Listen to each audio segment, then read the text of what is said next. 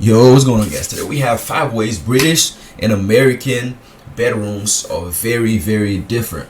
I don't know how much different can bedrooms get. I know that most of you guys' bedrooms from the videos I've watched, you guys says you guys doesn't have closet walk-in closets, or just closets. You know, you guys usually have like a closet that you bring into the room, something like that, right? Yeah, so I guess that could be a different thing that's in the rooms, because I'm excited to see what he said the differences are. Yeah, man, without further ado, let's get straight to the video. Come on. Common bedroom differences I get asked about is, why do Americans sleep with that extra sheet between the quilt and you? Hello, I'm Lawrence, and I'm on a quest to uncover all of the memos that Britain and America lost in the pond, and one of those memos pertains to bedrooms. Okay. In Britain and throughout the world, people need a designated room where they can go to sleep and do other stuff, like reading, for example. But depending on the country that you're in, the bedroom, a word supposedly coined by Shakespeare, might take a different form. And as somebody who has lived extensively in both Britain and America, this is most certainly true of those two. And so without further ado, here are 5 ways that British and American bedrooms are very different. Come on, let's hear it. Before we even get to the main centerpiece of the bedroom, which is the bed, there is one major thing that American bedrooms have that most British bedrooms do not, and it's something contained not within the 4 walls of the bedroom, but within the wall. I'm talking about built-in closets. Now, this is my walk-in closet. I say mine, I mean it is shared with my wife, of course. I say shared, I mean it's mostly hers. So you might be thinking, well, Lawrence, where do British people hang their clothes? And the answer is simple: in a wardrobe that admittedly takes up more space, unless it leads to Narnia. But while America may have the advantage in the closet department, Britain is still leading the way on these. Okay, that makes sense. Back in the days when I still dressed like a child, you bought me this t-shirt. Before he go to the next one, let's see, let's go back to this. So do you guys not have a drawer? Do you guys still use a drawer? Or is it like this why y'all put all y'all clothes and stuff like that? It might be a stupid question though. That might be a stupid question. Because if I have this, there's no need for a drawer. I don't know. Yeah, that sounds stupid. I don't know. Hey, again, tell me in the comments, man. I don't know. It's to Narnia. But while America may have the advantage in the closet department, Britain is still leading the way on these. Hot water bottle. Back in the days when I still dressed like a child, you bought me this t-shirt, so you can leave it out. Back in the days when I was still a child, I distinctly remember sleeping alongside a rubber accessory that was filled with hot water. It was a hot water bottle, and it was one of those things that I'd forgotten about until researching for this video. Okay. For anyone not in the know, a hot water bottle is exactly the accessory I just described, and its purpose is to keep you warm while you sleep. It can be a problem if you accidentally burst it, because then your parents think you have another problem and you have to go see a doctor. Now, with the advent of electric blankets, hot water bottles have seen a decline in popularity. This is particularly true in the blankets. Think you have another problem and you have to go see a doctor. Now, with the advent of electric blankets, hot water bottles have seen a decline. You guys use electric blankets? What? Huh. Yeah, I mean, I guess like all that makes sense, because I mean, again, on other videos I reacted to, you guys says very few homes actually have AC, right, and heater. So that, wait, okay. Now I got another question, right? I know most of the homes does not have AC in it. So when it gets cold, you guys open a window. That's what you guys had told me in the comments, in another video. But do you guys have heater? You guys, that's it. Yeah, I mean, cause I'm guessing you guys do, because it gets so cold. But why would you, if you have a heater, why would you need a blanket, electric blanket? Now I'm lost completely. Okay. Okay, let him continue. This is particularly true in the United States, but I have it on good authority that people still occasionally use them in Britain. But part of me believes that most of them just use it to refill their tea without leaving the bed.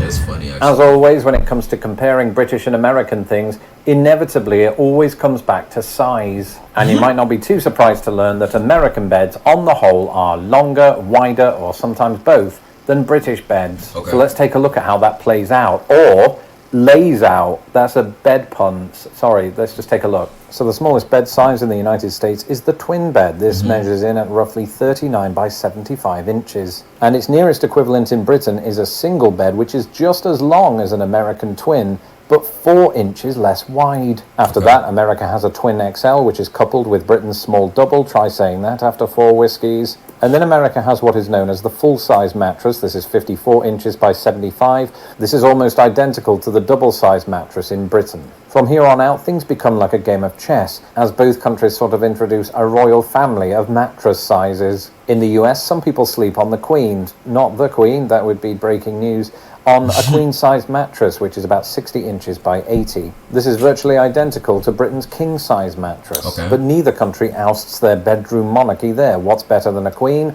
A super queen. In the US, this measures in at 66 inches by 80. Funnily enough, the nearest equivalent in Britain is called, can you guess what it's called? Can you? It's called a super king, and it's 72 inches by 80. And so Britain wins, except it doesn't, because America also has a king-size bed that measures 76 by 80. And at this point, Britain's mattresses abdicated the throne, while America's just kept going with the California king at 72 inches by 84, and that's just showing off. So perhaps this additional size is why I've seen most people here have a queen size.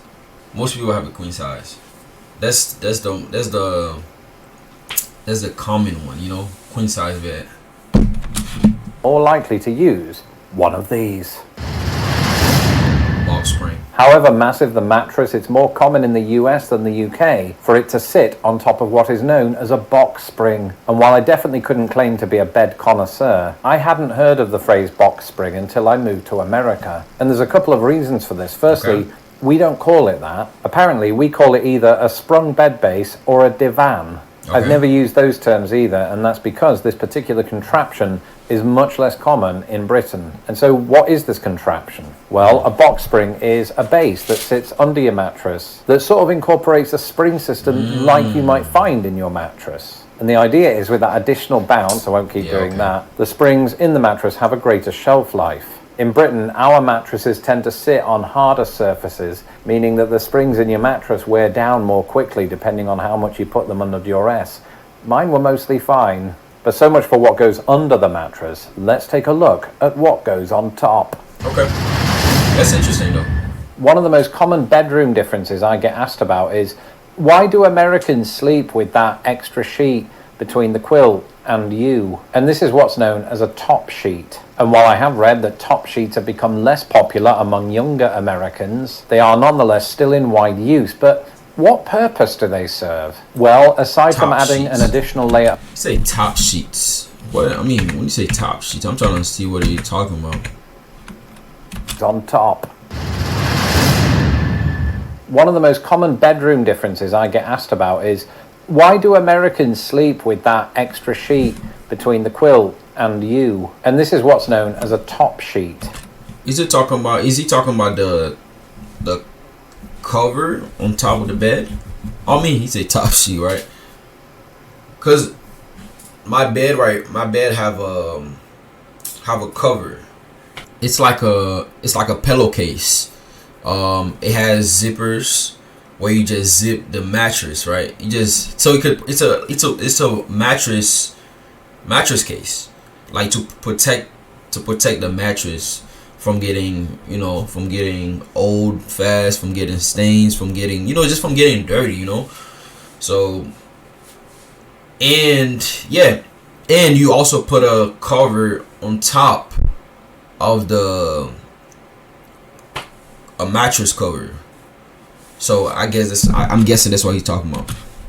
Read that top sheets have become less popular among younger Americans. They are nonetheless still in wide use, but what purpose do they serve? Well, aside from adding an additional layer of warmth for Americans that don't know the joys of a hot water bottle, a top sheet is often used for hygienic reasons. The theory being that your body, and therefore body odor and sweat and dirt, doesn't come into contact with the comforter/quilt. And I can get behind this idea because it means you can wash the comforter less often. Who needs bulky laundry? Now, because Americans are more likely to use this approach than British people, they're also more likely to not use a duvet cover because what's the point? In Britain, this is largely how we get around the hygiene problem, if indeed we choose to. Now, if Reddit is anything to go by, then this is the source of a heated debate. So let me know in the comments below, top sheet or no top sheet. As for me and my American wife, we compromised on both a top sheet and a quilt cover for some reason.